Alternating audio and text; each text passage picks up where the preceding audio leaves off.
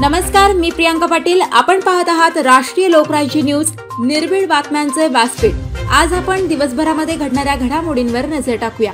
संगमनेर तालुक्यातील शिंदोडी गावातील जागृत देवस्थान श्री बिरोबा देवाचा यात्राोत्सव व कलगीतुरा कार्यक्रम मोठ्या उत्साहात संपन्न.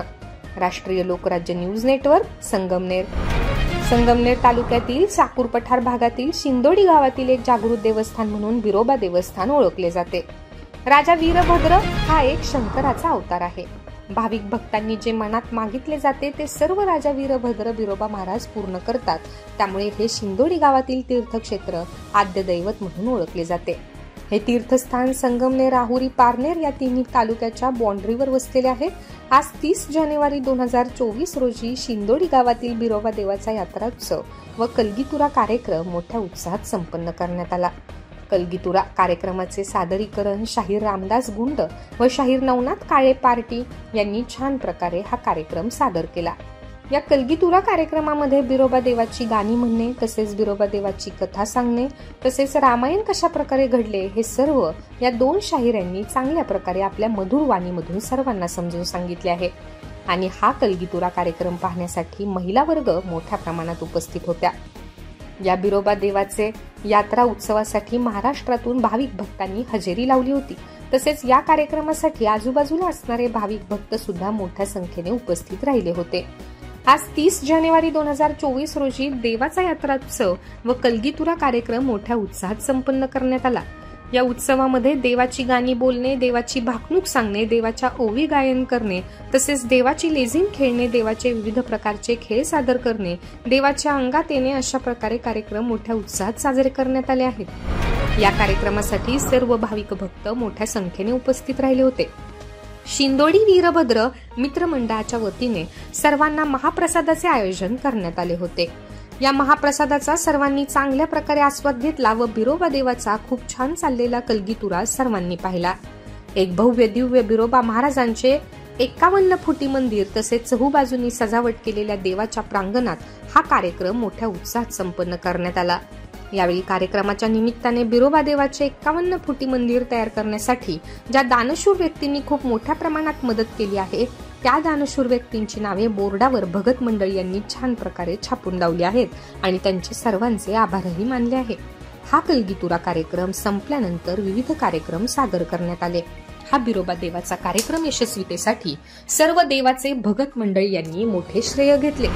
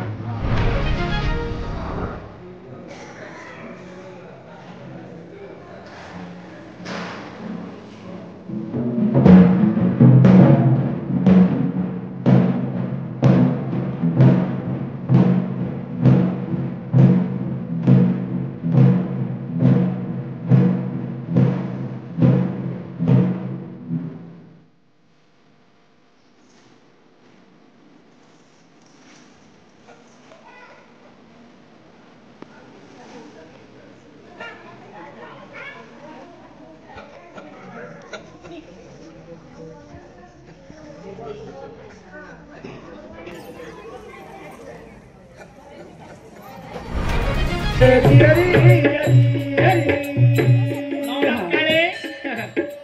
पारनेरचा बांडा वाटतो मला अजून माहित नाही. मोठे गाणार जमले बाणा कलगीचा, शिकाऱ्या पुढं चॉक लागल का तुमच्या वलगीचा.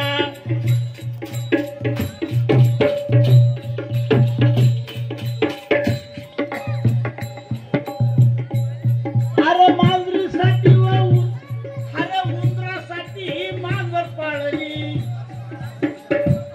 अरे उंदरासाठी ही मांजर पाळली. डाव मालकीचा, अरे डाव मालकीचा.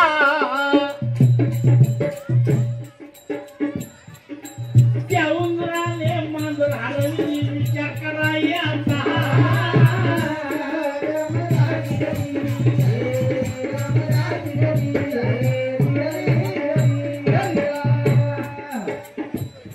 अरे त्या उंदराने ही मांजर हरवली, विचार करायचा.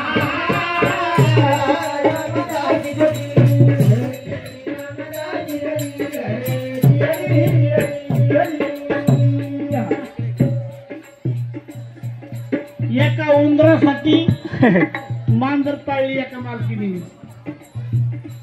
पण त्या उंदराला नाद लागला होता काचा. अरे त्या उंदराला नाद लागला उकीर काढायचा, अरे उकीर काढायचा.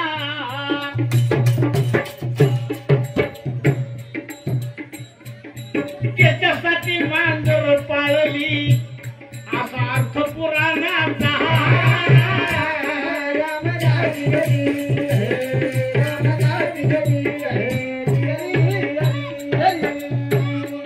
गेला कोंबडीने विचार कोंबड्याला उलथून पाडायचा.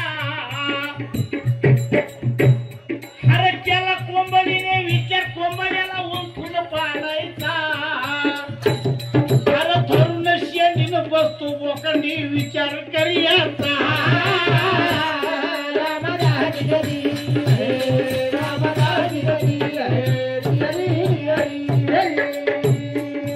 नवनाथ काळ्यासारखी नारायणगावची कोंबडी, या कोंबडीला वाटलं आपण कोंबड्याला उलथून पाडू, पण कोंबडाला शिंडी धरून बोकंडी बसतो कोंबडी देतो. कोंबडीला कळा कोंबडा कोण आहे.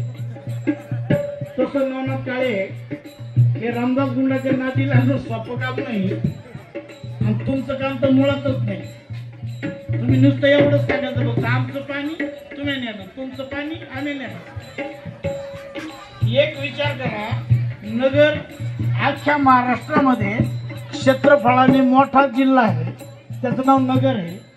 आणि अख्ख्या महाराष्ट्रामध्ये ज्याचा नगर जिल्हा क्षेत्रफळाने मोठा आहे तो लोकसंख्येने कमी आहे, त्याचं नाव नगर जिल्हा. मग या नगर जिल्ह्याला अशी एजन्सी आहे, या नगर जिल्ह्यामध्ये खरेदी करायची स्वस्तामध्ये आणि पुण्याला जाऊन विकायची डबल भावामध्ये. पुण्याचे भाव ते तिकडे पाहिजे नगरचा माल वरून सांगायचं आमचं पाणी तुम्ही नेलं, आमचं पाणी तुम्ही नेलं, तुमचं पाणी आम्ही नेलं. बरोबर आहे.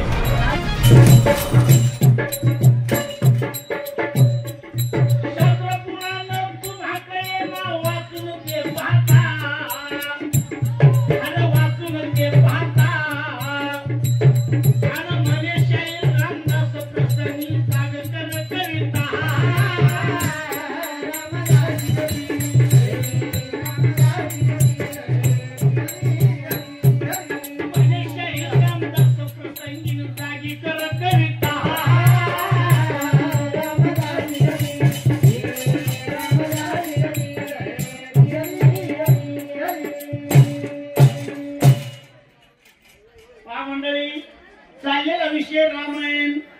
रामायणाच्या माध्यमामधून त्यांनी सांगितलं बाई जर गरोदर राहिली तर तिला 9 महिने 9 दिवस, गाय जर गरोदर राहिली तर तिला 9 महिने 9 दिवस, म्हैस जर राहिली तर म्हशीला 10 महिने 10 दिवस, घोडीला 12 महिने 12 दिवस, आणि त्यांनी सांगितलं वाघिणीला 12 वर्ष. नवनाथ काळे वाघिणीला आयुष्य किती आहे? वाघिणीला आयुष्य फक्त 20 वर्षाचं आहे. आणि 20 वर्षाच्या आयुष्यामध्ये वाघीण जर 12 वर्षांनी एकदा गरोदर राहत असेल तर तिची वंशावळ वाढती कशी, जरा नीट अभ्यास करा. वाघिणीला आयुष्यच 20 वर्षाचं आहे. 20 वर्षाच्या आयुष्यामध्ये ती 12 वर्षांनी गरोदर राहते. शास्त्रामध्ये असं नाही, वेगळं आहे. तुम्ही सांगितलं तुमचा प्रश्न तुमच्यापाशी. आणि म्हणून मग वाघिणीची मावशी जी आहे तिचं नाव मांजर. मग त्या मांजरीला किती दिवस गर्भ असतो असं त्यांचं म्हणणं. मांजर नावात काय ती 2.5 महिने गरोदर असते. आणि 2.5 महिन्यामध्ये मांजरीला पिल्लं होतात. तुम्ही सांगितलं बोक्याला जर ठोका, बोका नाही आला तर मांजर कशी काय गरोदर राहील तुमची.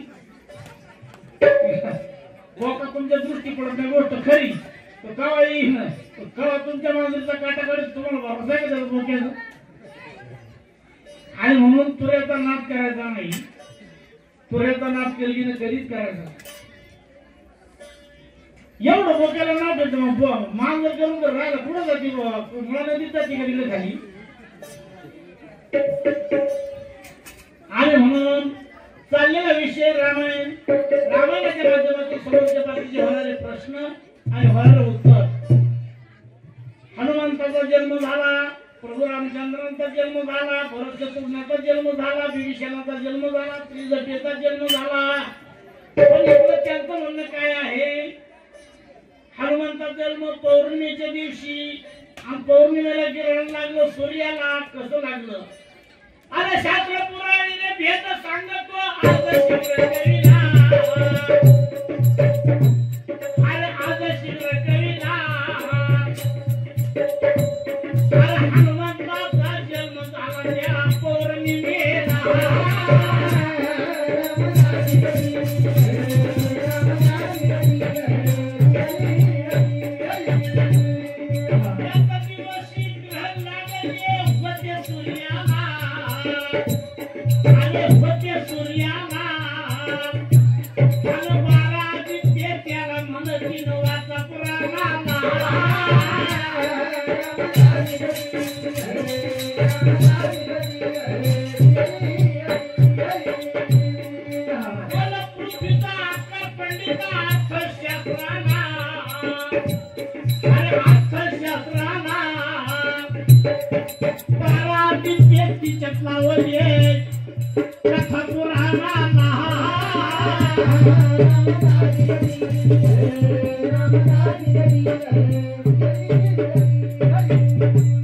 अरे पौर्णिमेच्या दिवशी ग्रहण होते सूर्याला.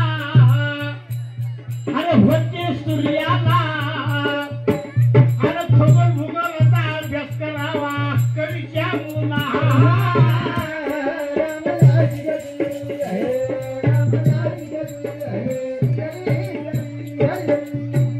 अरे पौर्णिमेच्या दिवशी चंद्र होता भारताला.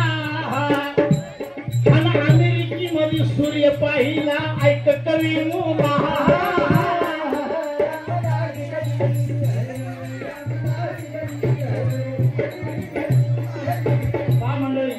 पृथ्वी हा एक गोल गोळा आहे.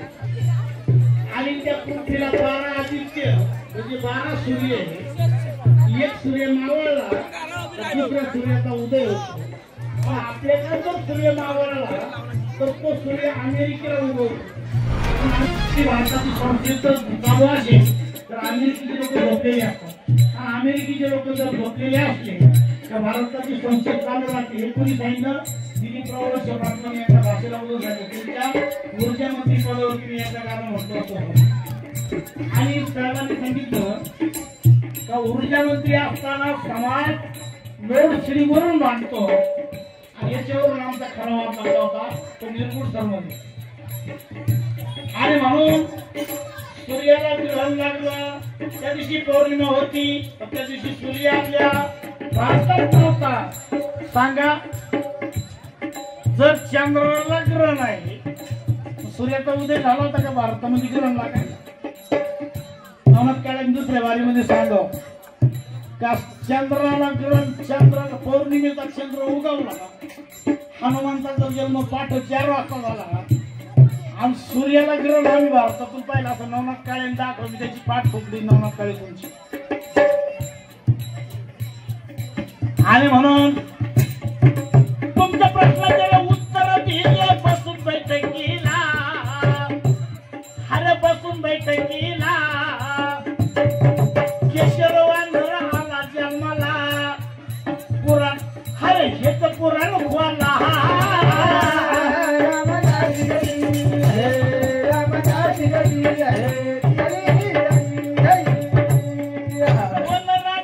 होत्या पंडितात तो वांधर विद्वान, मार्गरेषा आणि मार्गरेषा त्याची राणी तुम्ही घ्यावा ऐकून,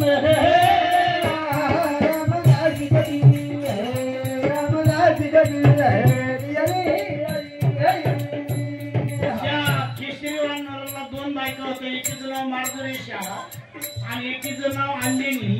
त्या वेळेला अंजनीच्या कानामध्ये हा गर्भ राहिला, अंजनीच्या कानातला गर्भ पाहिला त्या मार्गरेषाने तिनं मागणी केली. पण मागणी कशाची केली? प्रत्यक्षात तिनं सांगले त्याचा काही अंश मला पाहिजे, आणि काही अंश मला पाहिजे म्हणण्यापेक्षा तो जो पुत्र झाला त्याचं पहिलं नाव मारुती आहे आणि दुसरं नाव हनुमान. हनुमान नाव का पडलं? हनुतीवर वजन लागलं म्हणून हनुमान नाव पडलं. मारुती नाव का पडलं? तर त्याची आई मार्गरेषा होती म्हणून त्याचं नाव मारुती पडलं. मारुतीचं मंदिर आणि हनुमंताचं मंदिर देव एकच, फक्त या दोन्हीची वाटणी. का वाटणी? जगामध्ये नाव चालावं आणि म्हणून एकाचं नाव मारुती आणि एकाचं नाव हनुमान. आता तुमच्या गावामध्ये हनुमानाचं मंदिर आहे का मारुतीचं मंदिर आहे? त्या गावामध्ये मंदिर कोणचं आहे? हनुमानाचं आहे. हनुमान कोणाचा मुलगा आहे? अंजनीचा. मग मार्गरेषेचा मुलगा कुठे आहे? मारुती आहे ना तुमच्या गावात? मारुती आहे? कुठे आहे मारुती? आणि हनुमान तिथंच आहे. नानात काढायला घेण्याचं डोकं आपण आणा देशावरती. काही तर मारुती आहे आणि इथं हनुमान आहे. पहा मंडळी, अरे ज्या वेळेला वज्र मारले पाहत्या इंद्रानं आणि मूर्छा येऊन जमिनीवर पडला मारुती तो जाण.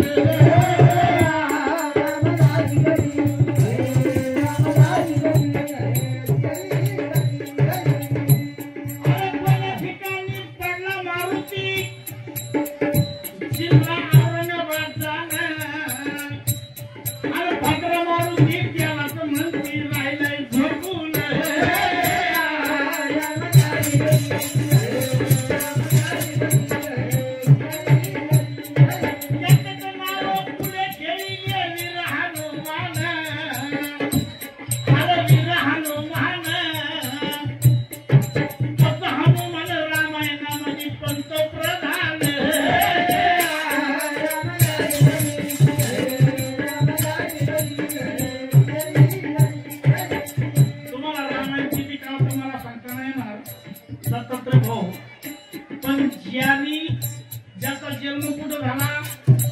अंजनी पर्वतावरती. अंजनी पर्वत कुठे आहे? नाशिक जिल्ह्यामध्ये. आपण जी त्र्यंबकेश्वरला प्रदक्षिणा घालतो त्याच्या वरतीच्या बाजूला अंजनी पर्वत आहे. तिथे खाली अंजनी पाणी प्यायला येत होते. अंजनीचं तळ मध्ये राहतो. तुम्ही प्रदक्षिणा गेलते का नाही? गेलते. मध्ये अंजनीचं तळ लागत. अंजनीच्या तळ्याच्या पुढे निघाल्याच्या नंतर गौतम ऋषीचा आश्रम लागतो. गौतम ऋषीची आई त्या ठिकाणी होती. आणि मग हनुमंताचा जन्म त्या अंजनी पर्वतावर झाला. अंजनी पर्वतावर जन्म झाल्याच्या नंतर त्याला वाटलं आपल्याला भूक लागली म्हणून खाली सूर्योदय होत होता. कारण 5-4 वाजता हनुमंताचा जन्म आहे. सूर्योदय झालेला पाहिला त्याने हनुमंताने झेप मारली फळ म्हणून खायला. पण ते इंद्राला वाटलं हे वानर हे माकड आहे, हे तिथं जाईल आणि मरण. कारण सूर्याचं तेज एवढं आहे म्हणून त्याला वज्रास्त्र आणलं, त्याला जमिनीवर पाडलं. पुढं पाडलं औरंगाबाद जिल्ह्यामध्ये ओंकारेश्वर आहे आणि त्या ओंकारेश्वरच्या बाजूला भाद्रा मारुती आहे. आणि हा भाद्रा मारुती चित्रून आलेला मारुती तिथं जाऊन पाडला. तो मारुती अजूनही झोपलेला आहे. तुम्हाला जर याची खात्री करायची असेल याच्या नदीला भेट चालत राहा प्रत्यक्षात. कारण मी पाहिले म्हणून बोलतो. त्यामुळे काय झालं मी आज अर्धा बोलत नाही. आता नमस्कार वांग्याची व्यापारी त्यांना काय कोणाची वांगी जाऊ देणार, मला कोणाची वांगी जाऊ देणार, ह्यांना काय बाकीचं माहिती आहे मला वाटतं. आणि म्हणून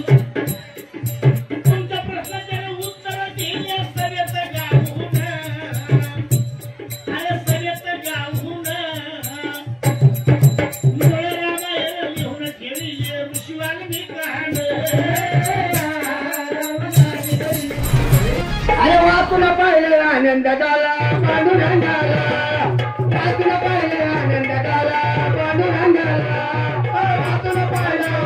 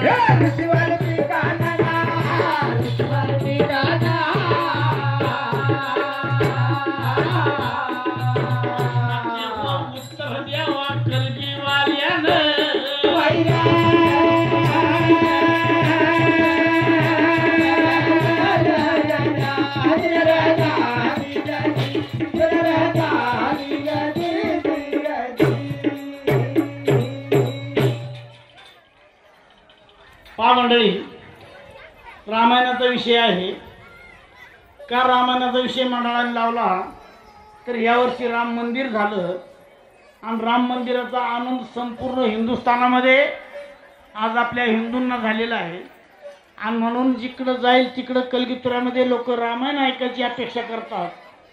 राम लक्ष्मणाचा जन्म झाला, भरत शत्रुघ्नाचा जन्म झाला, राम लक्ष्मण आणि फिरत फिरत मिथिला नगरीला आलेले, त्या ठिकाणी त्यांचं सीतेबरोबर लग्न झालेलं आहे आणि सीतेबरोबर लग्न करत असताना उर्मिला ही लक्ष्मणाला देण्यात आलेली आहे आणि श्रुतकीर्ती आणि मांडवी भरत शत्रुघ्न देण्यात आलेली आहे. 4 बंधूंचं लग्न आणि मिथिला नगरीमध्ये लागलेलं आहे. इथपर्यंत हे रामायण आलं. आता याच्यानंतर आपल्याला ऐकायचं एक संगीत गाणं. नवनाथ काळे म्हणतात, हे मंडळी मुंबईला राहणार आहे, मी खेड्यात राहणार आहे, पण खेड्याचं माणसं येड्याचं सोंग घेतात हे तुम्हाला कळलं पाहिजे. खेड्याची माणसं येड्याचं सोंग घेतात आणि म्हणून एक लोकगीत होईल की आमच्या दौलत नानांचं ती मुंबईची अवकाळा. चला एक संगीत होईल आणि पुढची बारी कलगीवाल्याकडे. आपले कलगीवाल्याला प्रश्न आहे, सीतामाईचं रामाचं लग्न नेमकं कोणत्या दिवशी लागलं? त्या दिवशी एक सण होता. कोणता सण होता? त्या सणाच्या दिवशी यांचं लग्न लागलं. पण हा लग्न लावण्यासाठी ब्राह्मण कोण होता? तुम्ही लक्षपूर्वक ऐका मंडळी. प्रश्न उत्तर ऐकले तर तुम्हाला रामायण कळलं. तुम्ही जर काहीच नाही ऐकलं, तुम्ही तुमच्या धर्मामध्ये असाल तर आम्ही म्हणतो हे सगळं फुकाट जाईल. तर फुकाट जाऊ विकत जाऊ, पण तुम्ही त्याचं अनुकरण केलं तुम्हाला ऐकायला मिळेल. प्रश्न 2 आहे, प्रभू रामचंद्राचं लग्न कोणत्या दिवशी लागलं? त्या दिवशी एक सण होता. हे लग्न लावलं कोण? त्या दिवशी त्या लग्नाला कोण होता? ब्राह्मण. याचं उत्तर आपल्याला ऐकायचंय एक संगीत झाल्याच्या नंतर.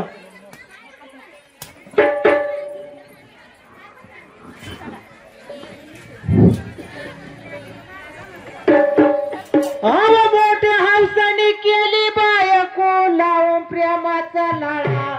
तुम्ही ऐका मंडळी, मुंबईची अवकाळा फसलो, मुंबईची अवकाळा गळ्यात पडली, मुंबईची अवकाळा. रोज सकाळी लवकर उठून तोंडाला लावी तेलाली, तोंडाला लावी तेलाली, तोंडाला लावी तेलाली.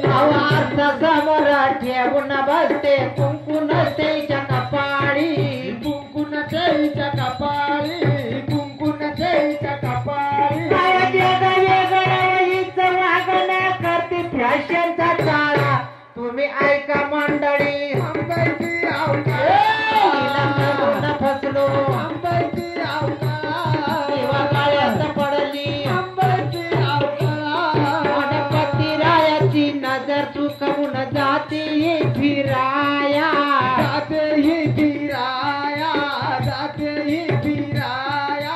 तिकडे एखादा प्रियकर भेटला नाही म्हणते मला राया, नाही म्हणते मला राया, नाही म्हणते मला राया. राणीच्या बागेत गेली फिराया, तिकडे केला घोटाळा. तुम्ही ऐका मंडळी, मुंबईची अवकाळा करून फसलो, मुंबईची अवकाळा गळ्यात पडली, मुंबईची अवकाळा. माझ्या ध्यानात इलानली गावाला, इलानली गावाला, इलानली गावाला. इथील राणी पाहून म्हणती आले पुण्या मुलखाला, आले पुण्या मुलखाला, आले पुण्या मुलखाला. खळाईला लावले समजेना जोंड. तुम्ही ऐका मंडळी, मुंबईची अवकाळा करून फसलो, मुंबईची अवकाळा गळ्यात पडली, मुंबईची अवकाळा. हरभरा अरे गहू हरभरा शेतात माझ्या उसात ढोलतोय तुरा, उसात ढोलतोय तुरा, उसात ढोलतोय तुरा. जुळजुळवाणी वाट जात झरझरा, वाट जात झरझरा, वाट जात झरझरा. शेतात हुरकाया गाजराला म्हणते मुरा. तुम्ही ऐका मंडळी, मुंबईची अवकाळा करून फसलो, मुंबईची अवकाळा गळ्यात पडली, मुंबईची अवकाळा. बोलला बुटुडा भांगवाकडा हातामधीच्या हिरवा चुडा, हातामधीच्या हिरवा चुडा, हातामधीच्या हिरवा चुडा. सांडाला पायात रस्त्यानं चालती ताडा ताडा, रस्त्यानं चालती ताडा ताडा, रस्त्यानं चालती ताडा ताडा. स्वप्नाला पाहून कोणी भुललाय स्वप्न. तुम्ही ऐका मंडळी, मुंबईची अवकाळा मुंबईची अवकाळा पडली, मुंबईची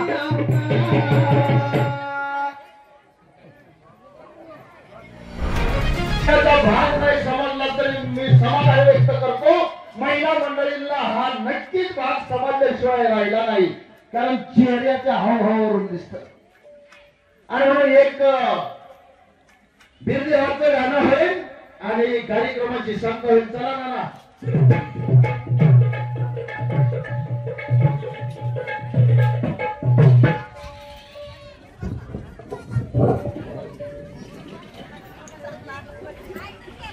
हॅलो.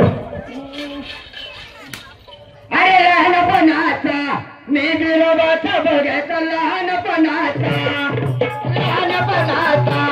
मी विरोबाचा बघायचा लहानपणाचा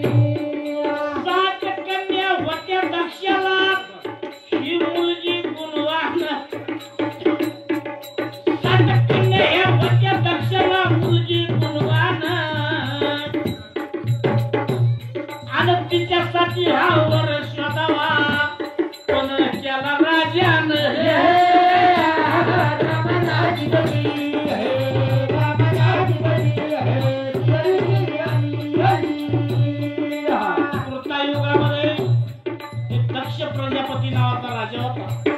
त्याला 7 कन्या होत्या. एकूण 7 कन्याचे लग्न झाले आणि एक कन्या शिल्लक राहिली, तिचं नाव दक्षिणी.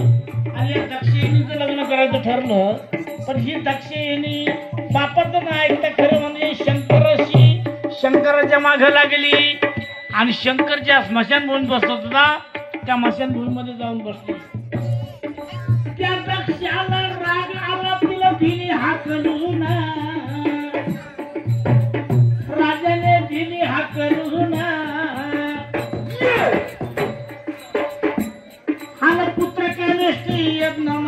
नगरीत राहून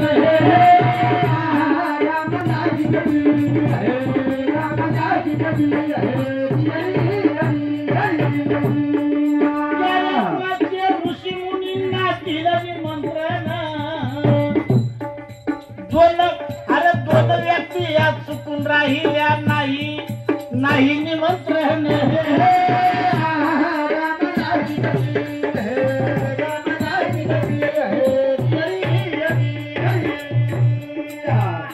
आपण जर पाहिलं तर या गुरुदेवाची कथा पुढे आलेली आहे ही शिवपुराणामध्ये आलेली आहे. शिवपुराण म्हणजे सगळ्यामध्ये आद्य पुराण आहे. मग कृतायुग असेल, त्रेतायुग असेल, द्वापरयुग असेल, आज कलियुग चालू असेल. अशा वेळेला दक्ष राजाने पुत्रकामेची यज्ञ मांडला, सगळ्यांना निमंत्रण दिलं. शंकराला त्या दक्ष दिला नाही.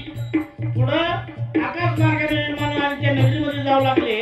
त्यावेळेला दक्षिणेने हट्ट झाला म्हणे देवा आपण सुद्धा त्या यज्ञाला जाऊ. शंकराने सांगितलं आपल्याला निमंत्रण नाही, आपल्याला जायचं नाही. दोघांचं भांडण लागलं. भांडण असताना त्या दक्षिणेला सांगले देवाने तुला जायचं तर जा, मी येऊ शकत नाही.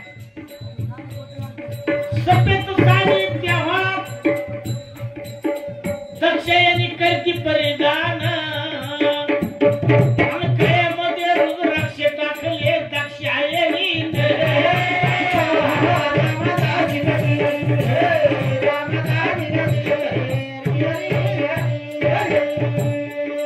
यज्ञ सोहळ्याच्या मंडपात आली.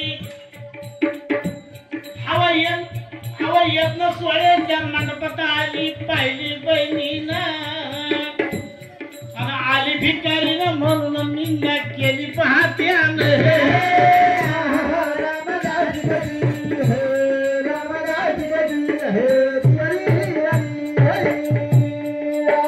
बापाच्या पुढे गेली, अपमान केलाय बापानं आणि कोठे राहावा कोठे जावा प्रश्न मोठे चिन्ह.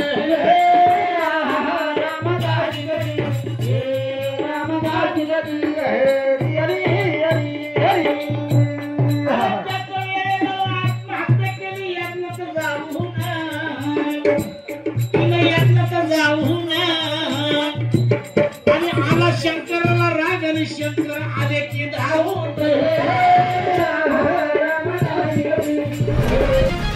शंकराने त्या ठिकाणी जटापट्याने वीरभद्राचा जन्म झाला.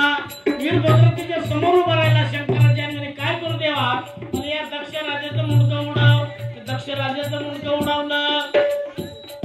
पुढे जात असताना आपली यात्रा निघाली दक्षाची मसनामध्ये जाणं. मसनामध्ये जाणं आणि त्या राजाच्या सरानं रचले पात्याचं केलं.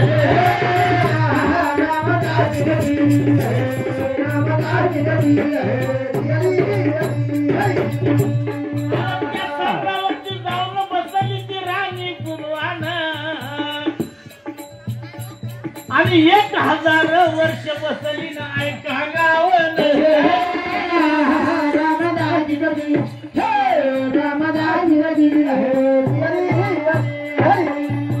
त्या राजाची आमची यात्रा मशानभूमीमध्ये नेली. त्याला सरणात घातलं आणि त्या सरणावरती ती राणी बसली आणि त्या राणीनं सांगितलं कोणी अग्निला द्यायचा नाही.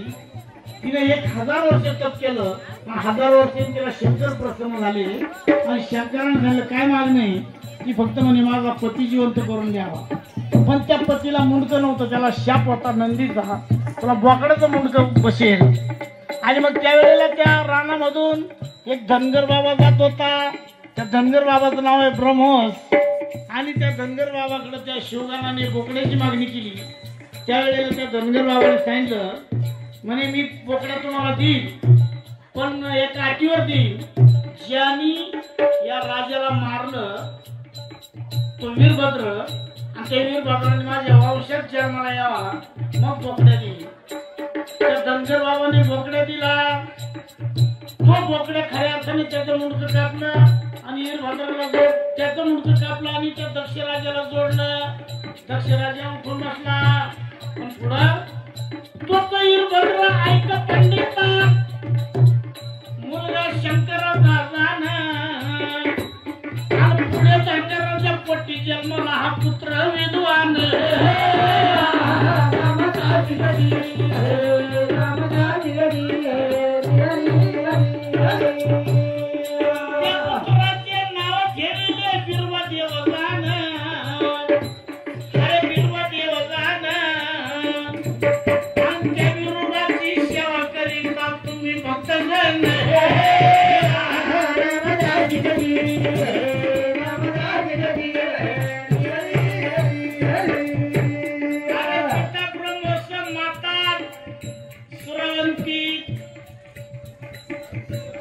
हा पुत्र गुणवान जन्मला पुत्र गुणवान खरं माया काही पहित्याची ऐका गावन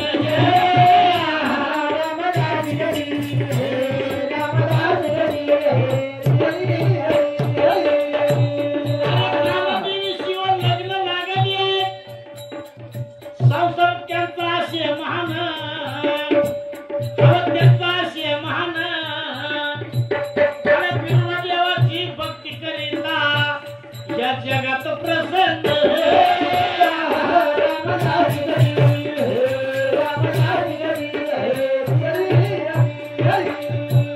अरे कवी शंकर कवन करीतो शास्त्रामध्ये तून आणि हुंडा काढान काटाळ वेळा तुर्याचं गाणं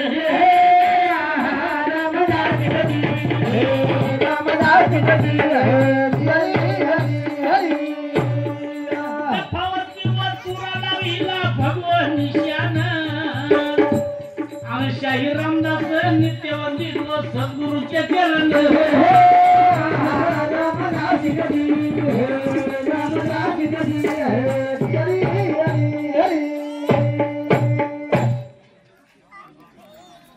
जेव्हा बिरोबा देवाचा जन्म झाला बिरोबा देवाचं लग्न झालं आता तसा विषय जर बिरोबा देवाचा असला तर अनेक काही गोष्टी लहान मोठ्या त्याच्यातून आपल्याला ऐकायला भेटते कथा झाली रामायण प्रश्न उत्तर झालं रामायण आणि याच्यानंतर बिरोबा देवाची एक कथा आपल्या पुढे मांडण्यात आली आता बिरोबा देवावरती संगीत गाणे म्हणायचे असतात असं मंडळाचं म्हणणं आहे तर बिरोबा देवावरचे संगीत गाणे माझ्याकडे नाही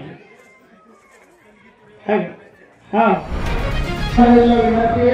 ज्याला भजन करायचे त्यांनी इकडे खालच्या प्रार्थनामध्ये जेवणासाठी बसून घ्यायचं असं मंडळाची विनंती आहे. धन्यवाद. पहा मंडळी चाललेला कलगीतुरा शांततेमध्ये सर्वांनी भोजन करायचे पण पुरुषांनी बसून राहायचे महिलांचं भोजन झाल्याच्या नंतर पुरुषांनी भोजन करायचे अशी मंडळाची आपल्याला सूचना आहे.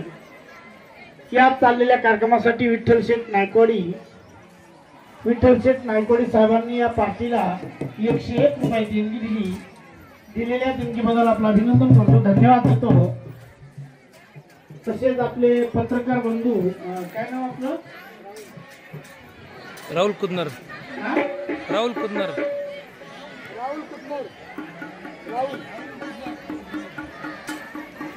ऐकू येईल नाही राहुल शेठ कुदनर आपले पत्रकार बंधू राहुल शेठ कुदनर साहेबांचं आगमन या ठिकाणी झालं त्यांचं अभिनंदन करतो धन्यवाद देतो. आपल्या देवाची शूटिंग या ठिकाणी चालू आहे. पहा मंडळी महिला मंडळीनं व्यवस्थित बसून घ्यायचंय जेवायला पुरुष वर्गाने त्याच्यानंतर एकदा का महिलांचं जेवण झालं तर महिलांनी जागेवर येऊन बसायचं आणि पुरुषांनी जेवायला बसायचं.